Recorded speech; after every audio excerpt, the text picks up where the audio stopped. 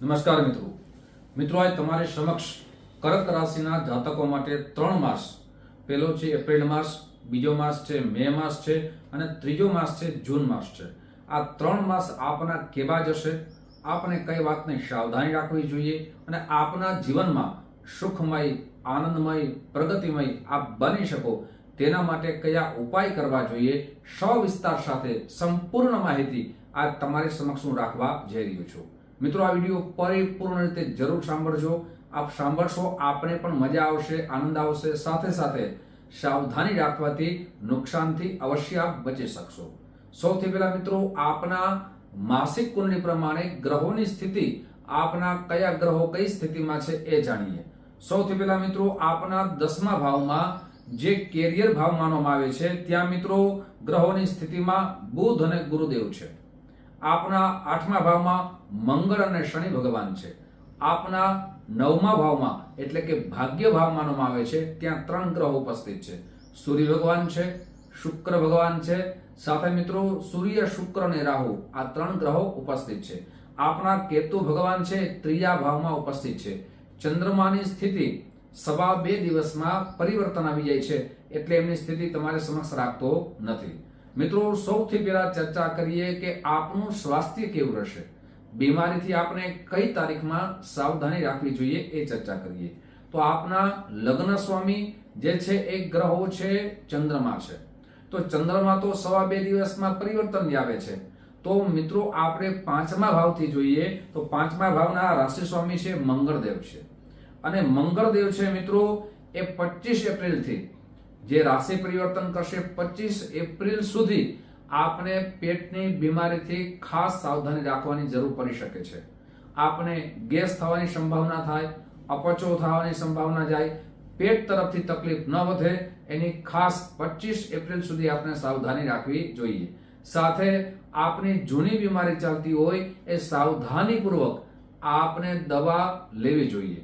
સાથે આપણે કોઈ ડાયાબિટીસ હોય તો તેમાં પણ મીઠું ખાવું અથવા આપણે કોઈ પણ અસાવધાની રાખવાથી એ ડાયાબિટીસ છે, એ બીમારી છે એ આપણી વધી ના જાય એની કાળજી લેવાનો આ સમય છે. આપને પૂરી રીતે રાહત મળશે, પણ ક્યારથી રાહત મળશે? જ્યારે 1 જૂનથી રાશિ પરિવર્તન, પાછા ગ્રહોની સ્થિતિમાં પરિવર્તન આવશે એટલે 1 જૂન પછી આપણા જીવનમાં બીમારી જરૂર આપને રાહત મળશે. એટલે આ તારીખ સુધી આપણે ખાસ કાળજી લેવાનો સમય છે. મિત્રો, જે પણ ચર્ચા કરીએ છીએ એ ચંદ્ર રાશિના આધાર ઉપર કરીએ છીએ. આપણા જન્મ ગ્રહો કઈ સ્થિતિમાં છે મને ખબર નથી. સાથે જે પણ ચર્ચા કરીએ છીએ મિત્રો માસિક કુંડળી પ્રમાણે આપણે ચર્ચા કરીએ છીએ. મિત્રો, આ તો આપણે ચર્ચા કરીએ રાશિના આધાર ઉપર, પણ આપણા જન્મમાં ગ્રહોની સ્થિતિ આપણે જાણવી હોય તો નંબર આપ્યા છે. આ નંબરમાં આપ સંપર્ક સાધી શકો છો. જ્યોતિષ જોવાનો સમય, એપોઇન્ટમેન્ટ લેવાનો સમય, કોલ કરવાનો સમય, SMS કરવાનો સમય સવારે 10 વાગ્યાથી લઈ અને બપોરના 1 વાગ્યા સુધી છે. સાંજે 5 વાગ્યાથી લઈને રાત્રે 9 વાગ્યા સુધી છે. આ સમયે આપ કોલ કરી એપોઇન્ટમેન્ટ લઈ અને મળી શકો છો. મારી ઓફિસ જામનગરમાં છે. આપ જામનગરથી ખૂબ દૂર રહેતા હો તો તેના માટે આપની ઓનલાઈનની સુંદર મજાની વ્યવસ્થા અમે રાખી છે. જેમાં આપનું નામ, જન્મ તારીખ, જન્મ સમય, જન્મ સ્થળ આપ વોટ્સઅપ નંબરમાં મોકલી આપશો, સુનિશ્ચિત દક્ષિણા મોકલી આપશો. આપને કુંડળી બનાવી, આપને PDF કરી આપના મોબાઈલમાં વોટ્સઅપમાં મોકલવામાં આવશે.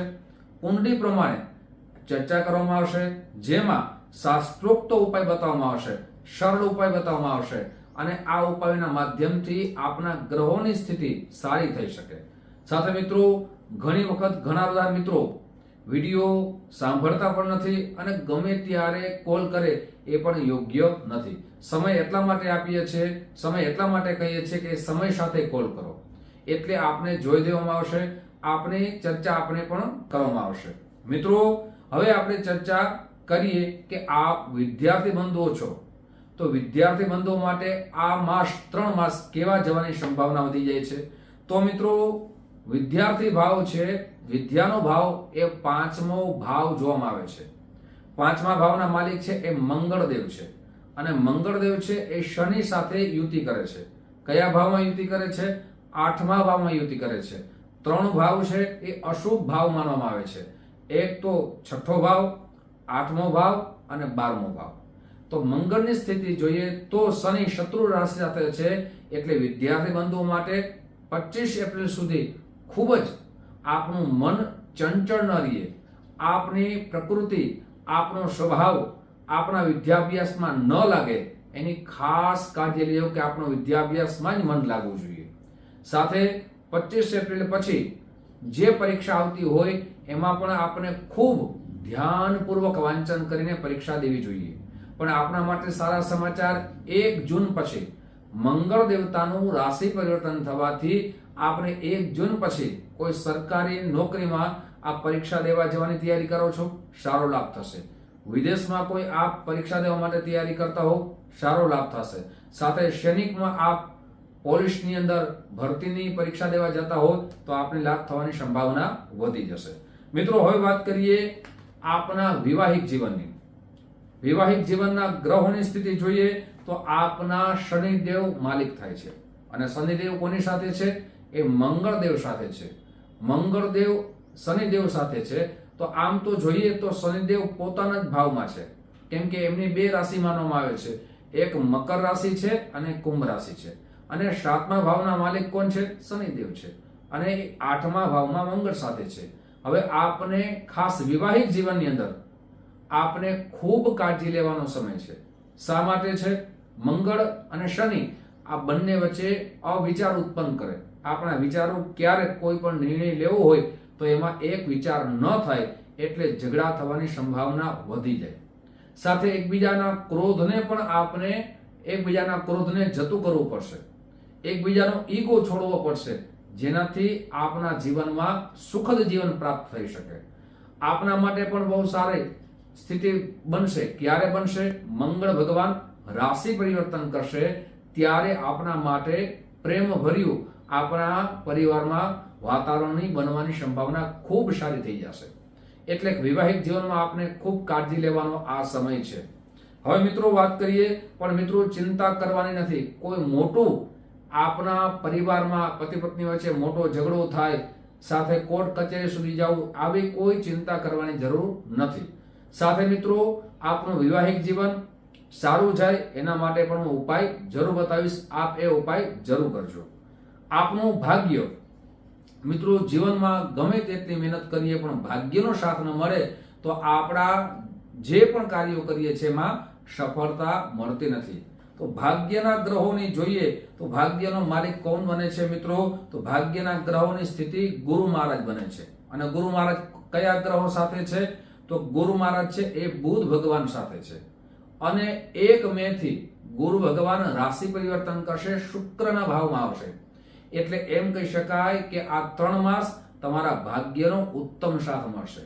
આપણા જે પણ કામો અટકી ગયા હતા, જે કાર્યો આપણા થતા ન હતા, ખૂબ મહેનત કરતા હતા, આ પૈસાનું રોકાણ કરતા હતા, છતાં આપના જે પણ કામ અટકી ગયા હતા તેમાં ભાગ્યનો સાથ મળશે. અને ભાગ્યનો સાથ મળવાથી એક કાર્યની સફળતા પણ મળશે. સાથે આપના જીવનની અંદર કોઈ બિઝનેસ કરો છો તો બિઝનેસમાં આપનું રોકાણ ખૂબ વધી ગયું છે, બ્લોક થઈ ગયેલું છે, પણ આ સ્થિતિમાં ત્યાં પણ આપને ખૂબ જ લાભ થવાની, રાહત મળવાની સંભાવના ખૂબ વધી જાય છે. કેમ કે મિત્રો જોઈએ તો કેન્દ્ર ભાવના માલિક છે શનિ ભગવાન છે, એટલે રાજયોગ પણ નિર્માણ કરે છે. પણ આપને ખાસ કરીને આપ પાર્ટનરશિપમાં બિઝનેસ કરો છો તો પાર્ટનરશિપ સાથે કોઈ પણ પ્રકારનો વિવાદ ન થાય, જેનાથી આપનું નુકસાન વધી ન જાય એની ખાસ કાળજી લેજો. હવે મિત્રો વાત કરીએ આપના કેરિયરની. તો કેરિયરના માલિક કોણ છે મિત્રો? તો કેરિયરના માલિક છે એ પણ મંગળદેવ છે. તો આપને કેરિયરમાં 25 એપ્રિલ સુધી આપનો કામનો ભાર વધવાની સંભાવના વધી જાય છે. આપણે ચિંતાનો ભાર વધવાની સંભાવના વધી જાય છે. આ 25 એપ્રિલ સુધી આપના બોસ સાથે કોઈ પણ પ્રકારનો વિવાદ ન થાય એની ખાસ કાળજી લેજો. આપની જ્યાં આપ નોકરી કરો છો એ નોકરીની અંદર સહકર્મચારી સાથે આપનો વિવાદ ન થાય ત્યાં કાળજી લેવાનો સમય છે, સાવધાની રાખવાનો સમય છે. પણ મિત્રો આપના માટે એક સુખદ ઉત્તમ પણ કહી દઉં કે આપના વિવાદ ન થશે તો આપનું પ્રમોશન થવાની સંભાવના વધી જશે. સાથે કર્ક રાશિના જાતકો માટે જેને નોકરી મળતી ન હતી એજ્યુકેશન પરિપૂર્ણ કરી લીધું છે, ઘણા બધા ઇન્ટરવ્યુમાં આપને અસફળતા મળતી હતી, તેના માટે સારા રાજયોગ નિર્માણ થઈ રહ્યા છે. એટલે એમ કહી શકાય કે કર્ક રાશિના જાતકો માટે નોકરીના ઉત્તમ યોગ નિર્માણ થઈ રહ્યા છે. મિત્રો, હવે વાત કરીએ ઉપાયની. આપણે કયા ઉપાય કરવા જોઈએ જેનાથી આપણું વૈવાહિક જીવન સુખી થાય, વિદ્યાર્થી બંધુઓ માટે મન ચંચળ ન થાય, તેના માટે ખાસ ઉપાય બતાવું છું. આ ઉપાય આપ જરૂર કરજો. આપને સોમવારથી આરંભ કરી પ્રતિ દિવસે ઓમ સોમાય નમઃ આ મંત્રની સાંજના સમયમાં આપને જરૂર 2 માળા કરવી જોઈએ. સાથે શંકર ભગવાન ઉપર જલ અભિષેક કરવો જોઈએ. સાથે સોમવારના દિવસે સફેદ વસ્તુનું દાન કરો, તમારા માટે ઉત્તમ બની શકે. મિત્રો, આજે કર્ક રાશિના જાતકો માટે સવિસ્તાર ચર્ચા કરી છે. આ રીતે દરેક રાશિની ચર્ચા તમારી સમક્ષ મૂકતો રહીશ. આપ જે પણ માધ્યમથી અમારો વિડીયો જોતા હો, ફેસબુકના માધ્યમથી જોતા હોય તો અમારા ચેનલને ફોલો કરી લેજો. યુટ્યુબના માધ્યમથી અમારા આ ચેનલને જોતા હો તો સબસ્ક્રાઇબ જરૂર કરી લેજો. ફરીથી મળશું. આપ સૌને મારા જય શ્રી કૃષ્ણ, મહાદેવ.